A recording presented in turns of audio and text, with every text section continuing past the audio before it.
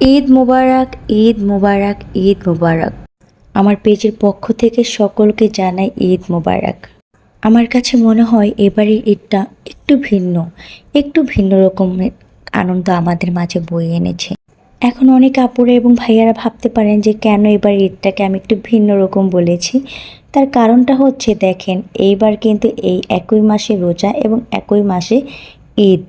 মানে কেমন না, আমি আমার এতটুকু বয়সে এই পর্যন্ত এরকম দেখিনি। আমার বুঝ হওয়ার পর থেকে তো আমি দেখিনি যে একই মাসে রোজা আর একই মাসে হচ্ছে ঈদ হয়। আপনারা কেউ যদি দেখে থাকেন তাহলে অবশ্যই জানাবেন। আর একটু ব্যস্ততার কারণে পেজে অ্যাক্টিভ থাকতে পারছিলাম না, তো আবার ইনশাল্লাহ অ্যাক্টিভ থাকবো। সবাই আমার পেজটার থেকে একটু ফলো দিয়ে রাখবেন।